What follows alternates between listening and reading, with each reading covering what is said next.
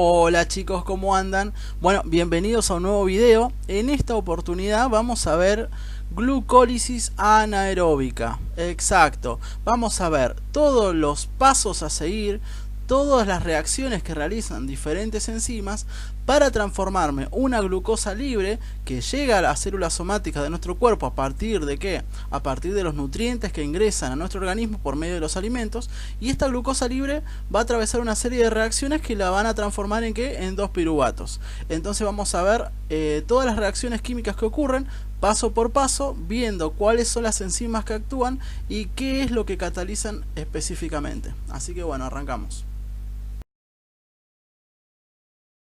Comenzar las generalidades, chicos, es importante destacar, o es importante saber el por qué la glucosa es tan importante para nuestro metabolismo en general.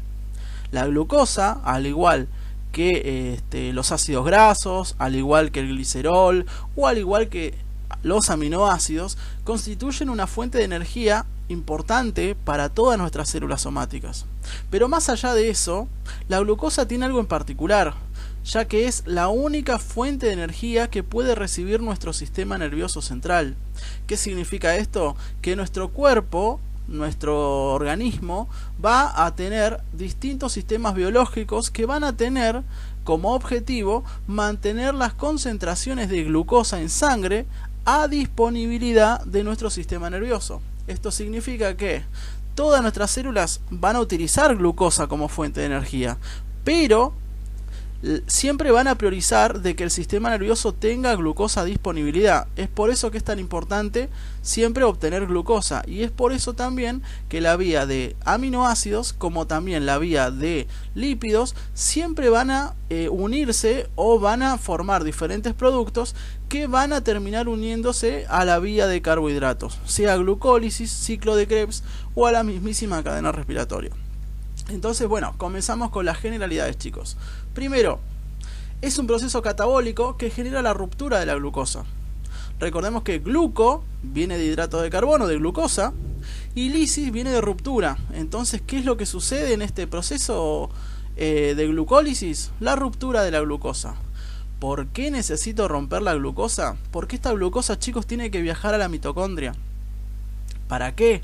Porque en la mitocondria esta glucosa va a necesitar dar energía para poder obtener ATP. Pero ¿qué pasa? La glucosa es muy grande para poder atravesar la membrana de la mitocondria. Entonces, ¿qué hace? Atraviesa este proceso de glucólisis para poder transformarse en dos estructuras mucho más pequeñas que tengan la posibilidad de atravesar esta membrana plasmática, esta membrana de la mitocondria. Es por eso que la glucosa, que es una hexosa, significa que es un azúcar de 6 carbonos, tiene que romperse en dos y transformarse en dos triosas para que estas dos triosas, que luego se convertirán en piruvatos, puedan ingresar a la mitocondria. Entonces, segunda generalidad, cada glucosa genera 2 piruvatos, como lo acabo de decir anteriormente. Cada glucosa que ingrese a la célula e ingrese a la glucólisis va a atravesar diferentes reacciones que van a hacer posible que esta glucosa, que es una hexosa, se transforme en 2 triosas y luego en 2 piruvatos. Entonces, por cada glucosa obtenemos 2 piruvatos. Otra cosa importante sucede en el citoplasma, chicos. Cada vez que hablemos de un proceso metabólico es importante recalcar el lugar de la célula en donde se lleva a cabo. Esto es algo que los profesores preguntan mucho. Parece algo básico, parece algo tonto, pero si ustedes no lo dicen, el profesor no va a obviarlo y va a creer que ustedes lo saben, sino que va a creer que no lo saben directamente. ¿Estamos? Bueno. Y por último, es un proceso anaeróbico. Esto no es menos importante que lo otro. Se dice que es un proceso anaeróbico porque es un proceso que no necesita oxígeno para poder efectuarse. ¿Qué significa? Que la glucólisis se lleva a cabo en todas las células de nuestro organismo, incluyendo los glóbulos rojos que no tienen mitocondria. ¿Por qué? Porque es un proceso anaeróbico y no necesita oxígeno.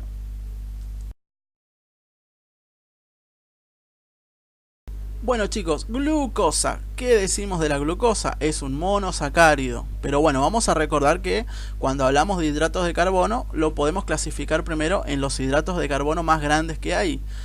Tenemos el glucógeno, tenemos el almidón y tenemos la celulosa, ¿tá? Esos son los polisacáridos, se les llama. Luego tenemos los disacáridos, de los cuales podemos encontrar que la lactosa, la maltosa y la sacarosa. Y luego, si nosotros generamos una ruptura en estos disacáridos, podemos encontrar los monosacáridos. ¿Cuáles son estos monosacáridos? Glucosa, fructosa y galactosa. En esta ocasión estamos viendo la glucosa. Acá estamos viendo tres tipos de representación gráfica, de representación química de la glucosa. En la parte más izquierda estamos viendo una representación cíclica, ¿tá? Una glucosa ciclada, en donde estamos viendo que la glucosa tiene 6 carbonos. Acá se los señalo, tenemos el carbono 1, el carbono 2, el 3, el 4, el 5 y el 6. 6 carbonos. Eso significa que es una hexosa. Acá no se cuenta el carbono porque tiene un oxígeno. Al lado estamos viendo una glucosa representada linealmente, que está constituida por la misma cantidad de átomos, nada más que no se encuentra ciclada. Y en la otra imagen que podemos ver, estamos viendo una alfa glucosa. ¿A qué nos referimos con alfa glucosa? Vamos a tener dos tipos de glucosa, chicos, las alfa glucosa y las beta glucosa. Las glucosas que ingresan a nuestro cuerpo son las glucosas, que nuestro organismo tiene la posibilidad de poder absorberlas y tiene las enzimas para poder desdoblarlas, son las alfa glucosas. ¿Por qué es alfa glucosa? Fíjense que el oxidrilo en el carbono 1 está mirando hacia abajo, ¿tá? Mientras que si este oxidrilo estuviera mirando hacia arriba o estuviera hacia arriba, sería una beta glucosa, pero está hacia abajo, entonces es una alfa glucosa. Recordemos nuevamente, si el oxidrilo en el carbono 1 está hacia abajo, es una alfa glucosa. En cambio, si este oxidrilo en el carbono 1 estuviera hacia arriba, sería una beta glucosa.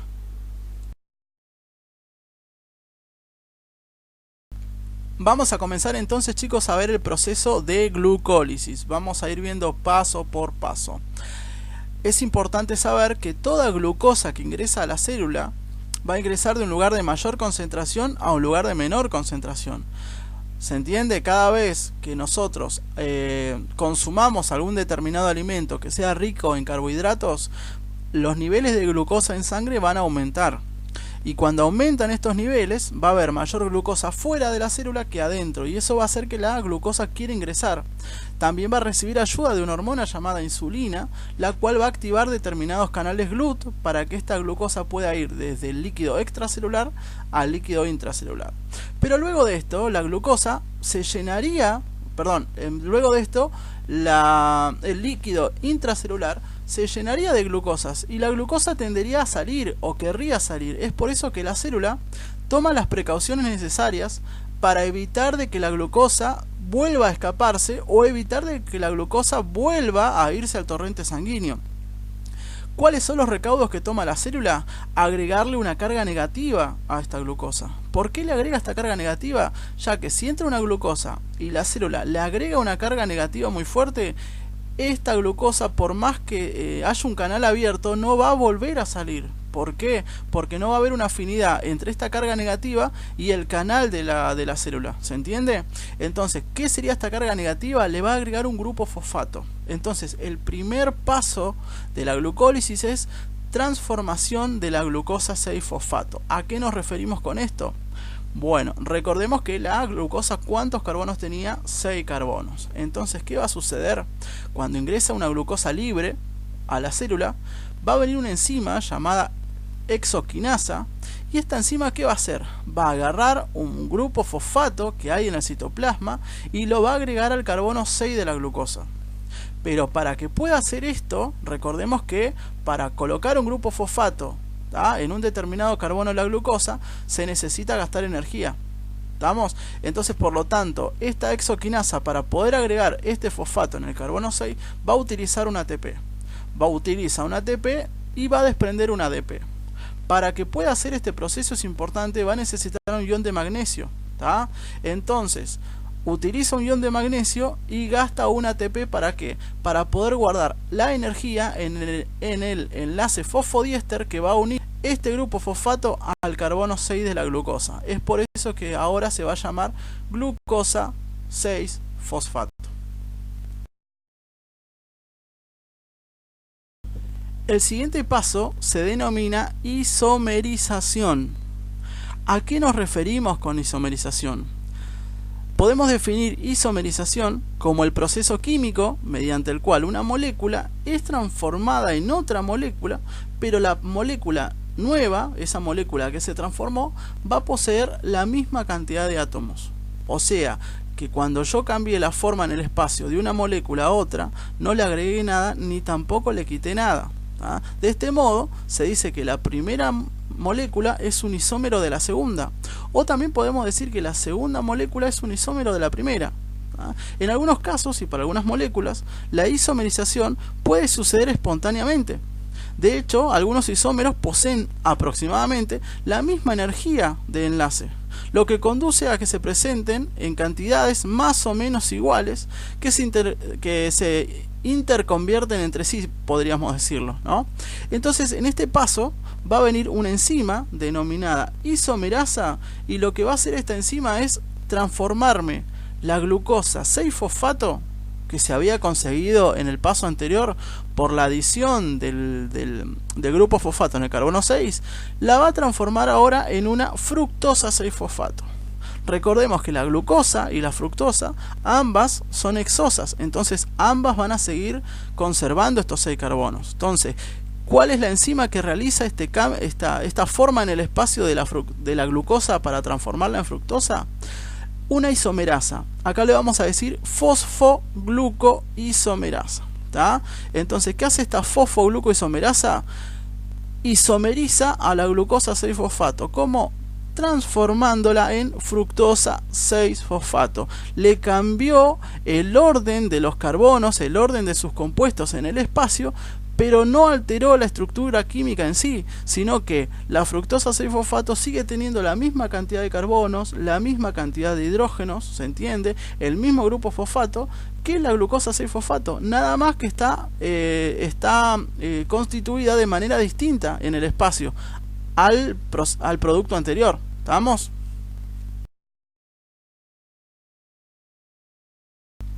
En este siguiente paso va a ocurrir una nueva fosforilación. Esta fosforilación, como en el paso 1, también va a ser catalizado por una enzima quinasa. En este caso va a ser la fosfofructoquinasa o fósforo-fructoquinasa, como ustedes quieran llamarlo. En este paso, entonces, esta fosfofructoquinasa lo que va a hacer es agregar un grupo fosfato en el carbono 1. Recuerden que en el paso 1 se le agregaba un grupo fosfato al carbono 6. Bueno, ahora viene esta enzima y me va a agregar un grupo fosfato en el carbono 1. Entonces, ¿cómo va a quedar dispuesto o cómo vamos a llamar este producto? Recuerden que a esta fosfofructoquinasa, ¿a quién le está agregando el fosfato en el carbono 6? ¿A la glucosa? No, se lo está agregando a la fructosa 6-fosfato. Recordemos que en el paso anterior nuestra glucosa 6-fosfato se transformó en fructosa 6-fosfato, perdón. Entonces, a esta fructosa 6-fosfato le vamos a agregar un grupo fosfato en el carbono 1. Entonces ahora le vamos a denominar fructosa 1,6. El 1,6 viene de que hay algo en el carbono 1 y en el carbono 6. Bi, que es de 2, fosfato. ¿Se entiende? Hay 2 fosfatos y uno está en el carbono 1 y en el carbono 6 de la fructosa. A eso viene el nombre. Entonces, ¿qué pasa en este? Hacemos un repasito. ¿Qué pasa en este paso? La fosfofructoquinasa me agrega un fosfato en el carbono 1, transformando la fructosa 6-fosfato en fructosa 1,6 bifosfato.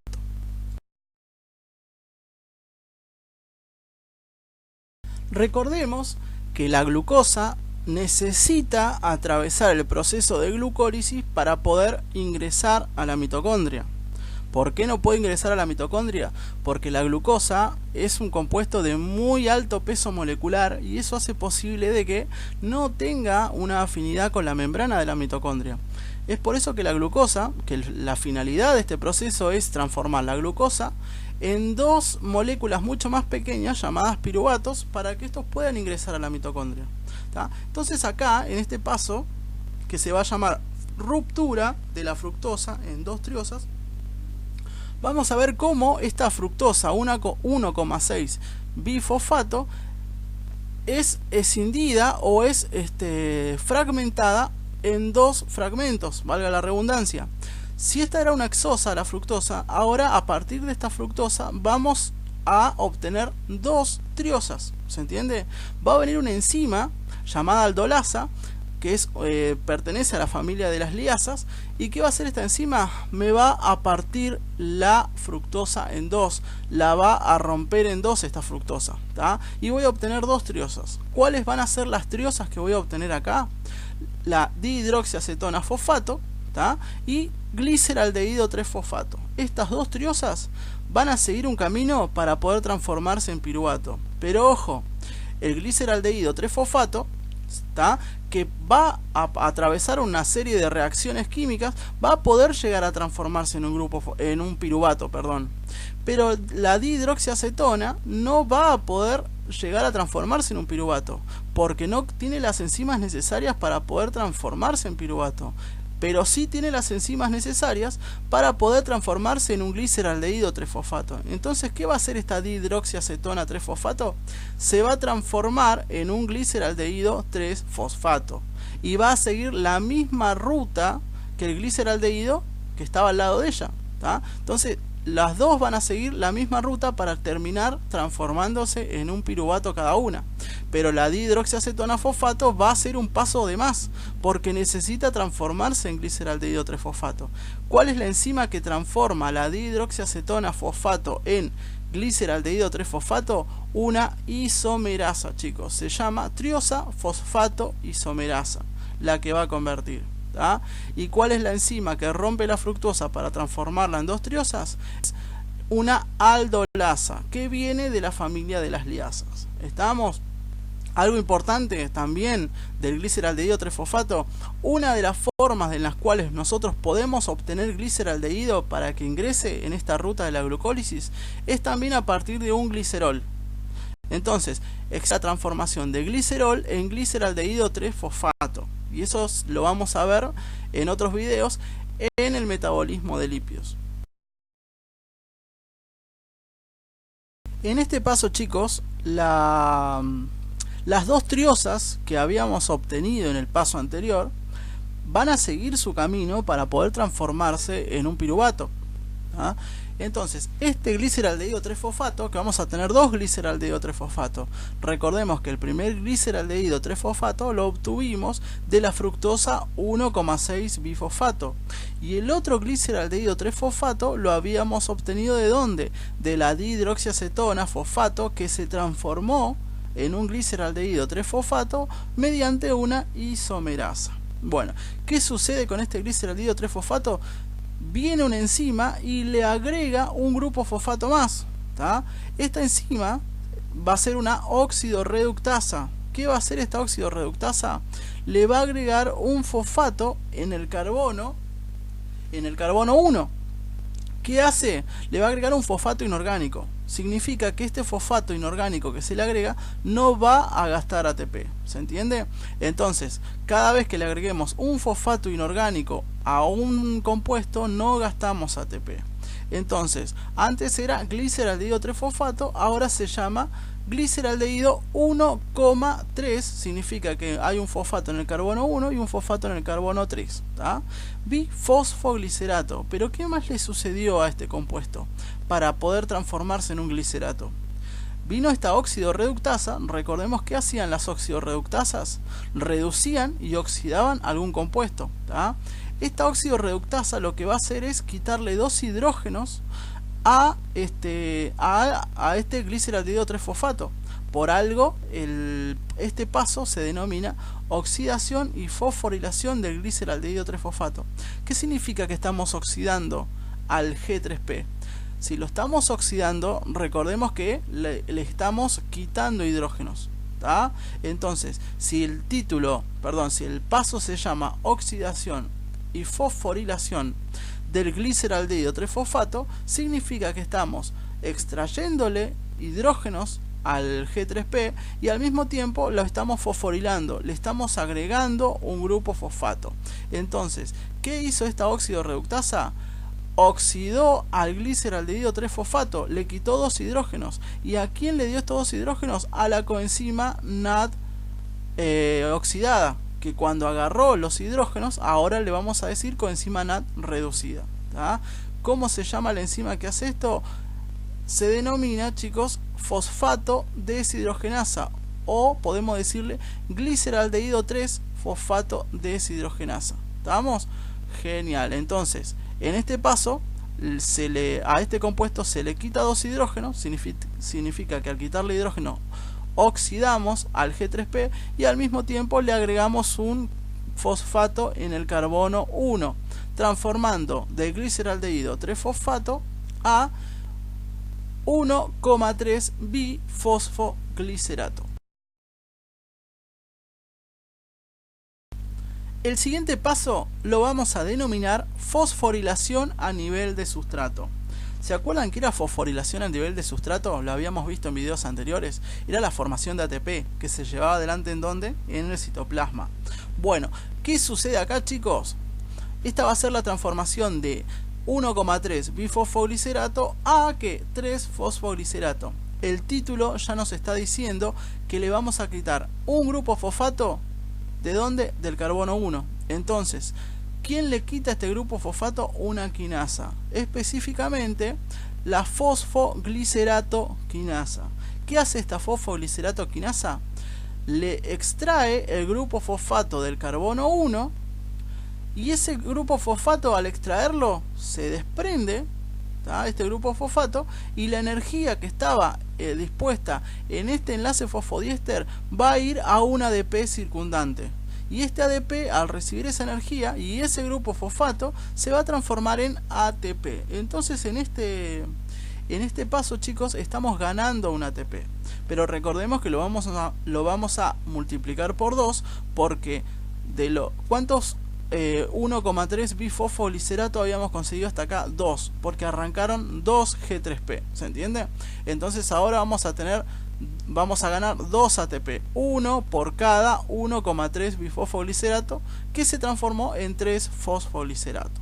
¿Estamos? Entonces, ¿qué hacemos acá? Ganamos un ATP. En el paso anterior habíamos ganado un NADH, recordemos. ¿Está?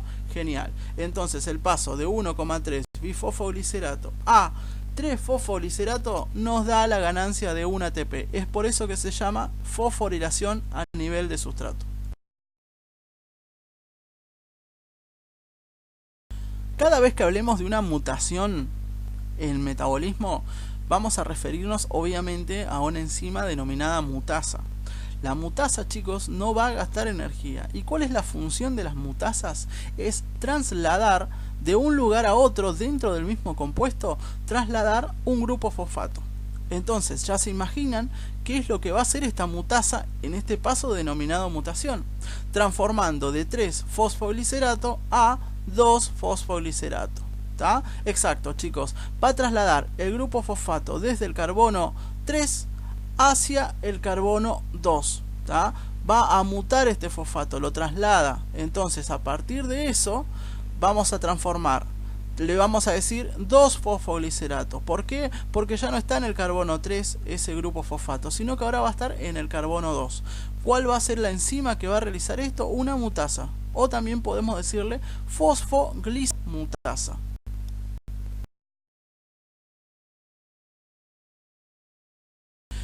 En este anteúltimo paso vamos a ver cómo el 2-fosfoglicerato que habíamos obtenido gracias a la mutasa en el paso anterior es transformado en fosfoenolpiruvato. ¿Qué es lo que le pasa a este 2-fosfoglicerato? Va a ser catalizado por una enzima denominada hidratasa o enolasa. De cualquiera de las dos maneras podemos nombrar a esta enzima. ¿Qué hace esta enzima? Va a catalizar al 2-fosfoglicerato y le va a extraer 2 hidrógenos y un oxígeno. Exacto, le va a extraer una molécula de agua. Es por eso que este paso se denomina deshidratación del 2-fosfoglicerato.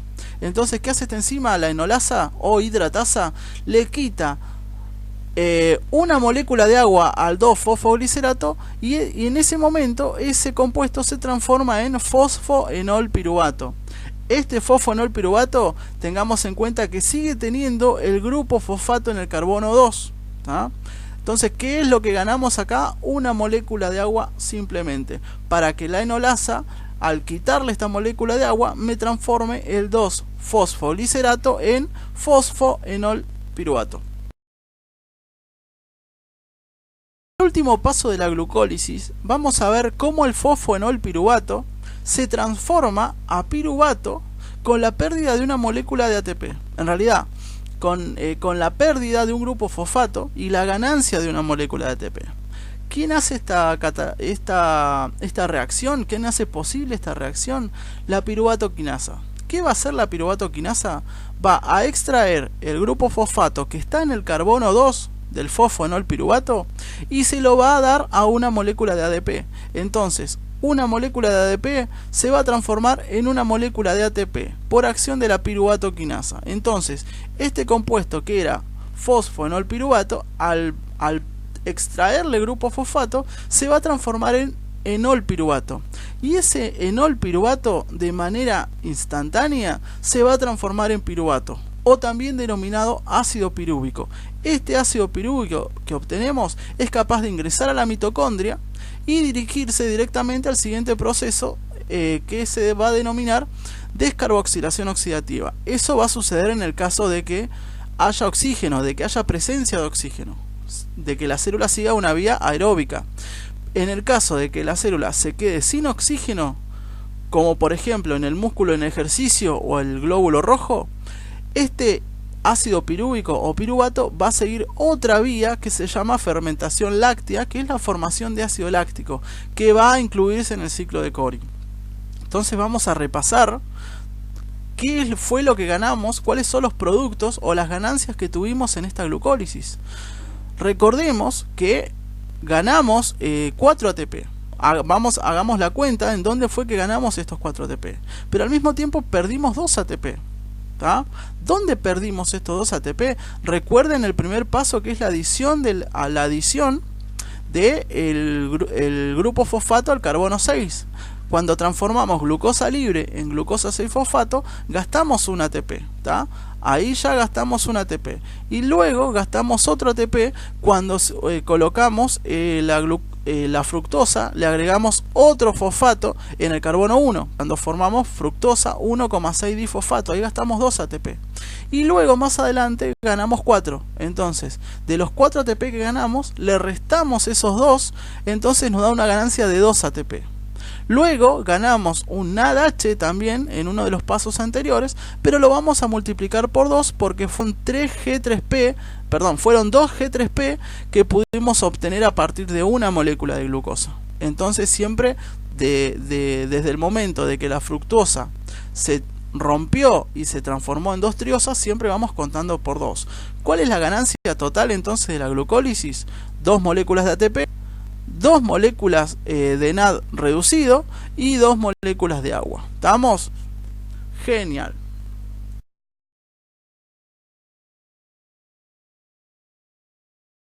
Eso sería todo, chicos. Los invitamos a ver nuestro próximo video, que es de descarboxilación oxidativa. Y nada, simplemente muchísimas gracias y hasta pronto.